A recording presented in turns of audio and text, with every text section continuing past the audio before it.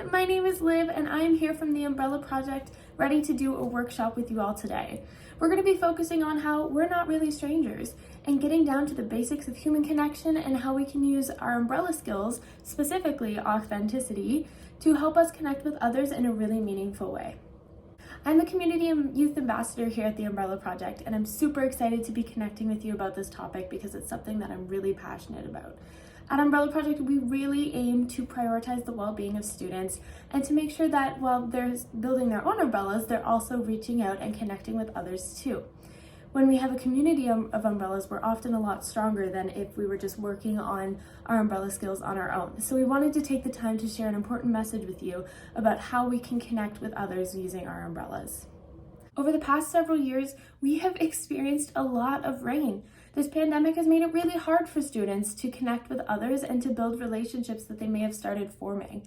We acknowledge that, and we would like to talk to you about how you can start building those relationships again and how you can use your umbrella skills and the umbrellas of people around you to build safer and happier communities. I'm really hopeful that you will take what you learned from this workshop and apply it to your life. So without further ado, let's get started. I wanted to begin by sharing a bit about my story. Like I mentioned, I've had experience with disconnect and struggling to build relationships with other people. I'm currently in third year university, but I remember high school like it was just yesterday. When I was in high school, I lived in a very rural area and we struggled a lot with building relationships. When I went down the halls in between classes or on my lunch break, I would see people tuned into their phones with their headphones in. And when people were talking, they were in really exclusive groups, and there was picking on each other between groups, and there was belittling others, and it was a really unhealthy environment. And I remember very vividly thinking, is this the way it's supposed to be? I just couldn't believe that everywhere I looked, everybody seemed really unhappy. Often people would even make jokes about how depressed they were and how anxious they were, but nobody really seemed to know where we could go to get help or how we could make a change in our community. Approaching my third year in high school, I heard a story about a lady in the UK named Paige Sunderland who put up positive messages with different intentions or different little statements of encouragement. And she put them up on a local bridge where pedestrians often went for a walk. And she made a huge impact in her community just by doing that. And so I thought, well, maybe this would be something that would allow the students in my high school to feel seen. They would finally feel like they weren't alone. They didn't have to make jokes about not being okay. And they could actually reach out and talk to the people around them about what they were struggling with instead of just making light of it or trying to move on and disregard it. So a friend and I built a project called Bridges of Hope. And what we did was similar to Paige's idea, except we put little messages that we were given from students, we were given from teachers, politicians, or we received anonymous submissions. And they were little messages of positivity and encouragement, but really they were meant to surprise people. They were meant to meet people where they are.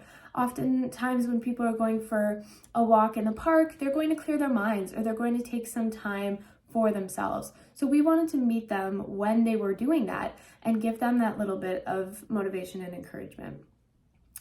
Moreover, we also wanted to create an event that people could go to that would finally start bringing conversations about well-being to the forefront. So we created Bridges of Hope events where we went and we put up the messages as a community. We had politicians, we had other students, we had community leaders come and share their stories about mental health to normalize what was going on. In this process, not only did a lot of our participants begin to realize that mental health was important to talk about, I actually started recognizing that I wasn't alone in the things that I was going through too. I was one of those students who was really depressed and anxious and didn't really know what to do about it because it wasn't being talked about in my social circles. So not only did it make an impact on the participants, but it absolutely impacted me. After the Bridges of Hope events, I continued to do them throughout the year, but what became even more important for me was how I lived my life. I started communicating in my leadership circles and my community roles, even in my friend groups, that I was struggling. And if I was struggling, I would, instead of isolate myself, I would reach out and I would start a conversation about it. and really try to build connections that were vulnerable and honest. We're not okay all of the time, and that's okay. What's more important than anything is receiving help and talking to somebody about it if you feel alone.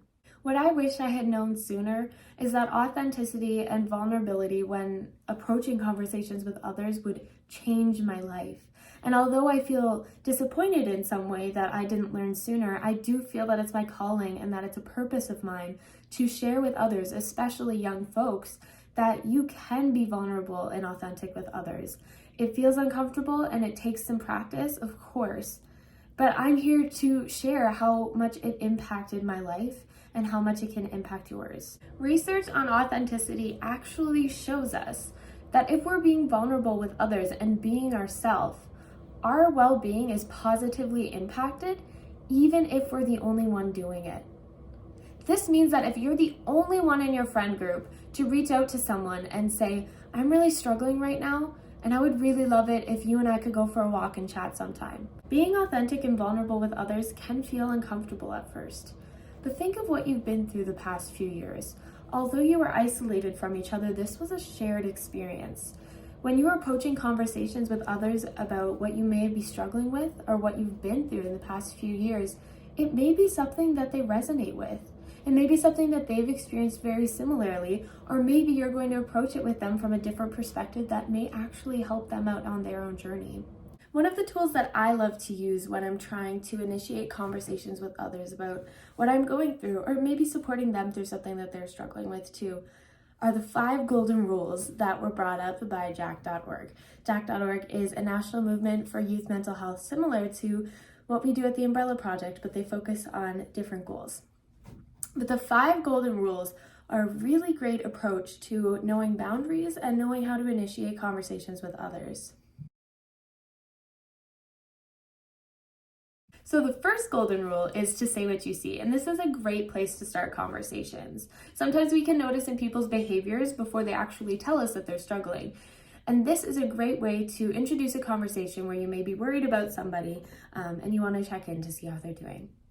So maybe you have a friend who hasn't been answering your texts lately, and usually they do, and they're posting some things on social media that lead you to believe they may be struggling.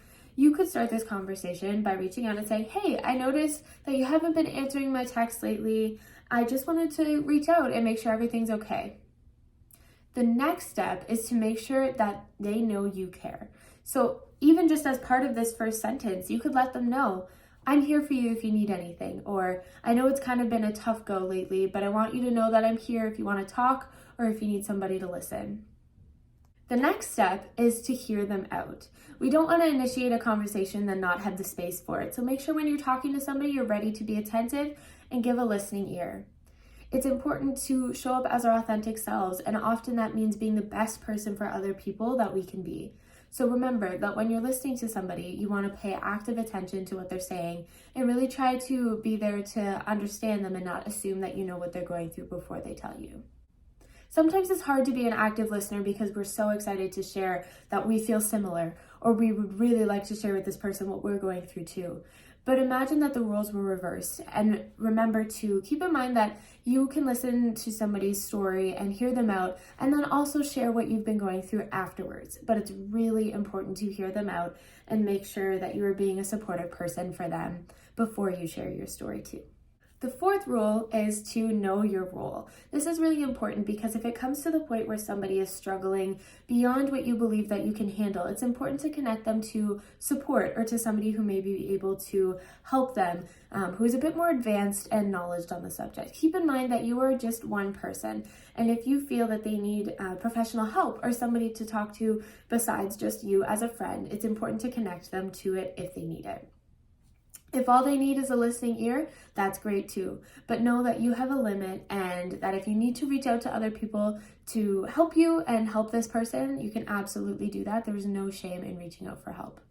Which leads us to the last point, which is connect to help.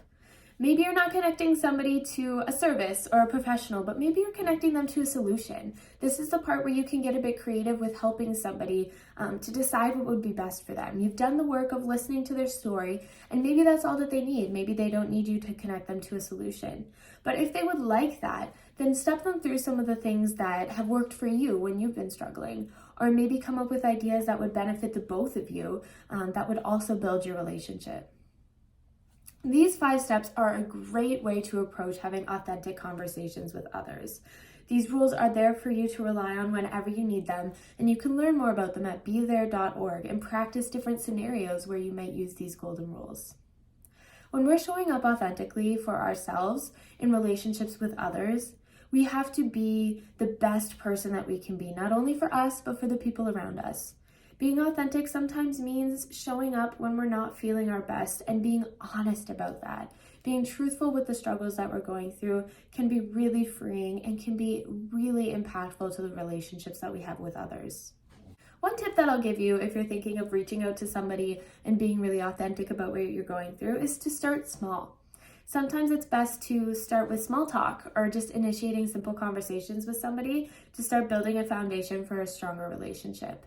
Plus, it may make you feel less nervous for opening up and sharing that you may be struggling and would benefit from strengthening your relationship with them if you've already had a couple conversations first. I definitely recommend taking the time to get to know somebody and to show an interest in their lives before you connect on a deeper level.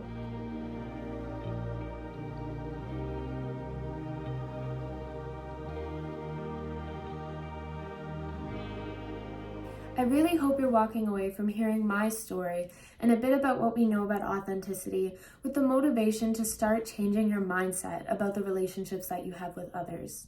Over the past several years, we have experienced a lot of rain, but we've all been in a similar storm. And it's important to keep in mind that we may actually surprise ourselves by reaching out to others and finding out that they've been struggling too. It's so integral to the development of our umbrella skills to reach out to others and learn how they are coping and how they are developing their skills too. If you walk away from this workshop remembering one thing, please remember that you are not alone and that it can be so beneficial to reach out to somebody and talk if you are feeling like you need the support. Thank you so much for joining me today, and I hope that you've learned a bit about authenticity and how you can connect with others and recognize that we're really not strangers and that we have so much to learn from building relationships with each other.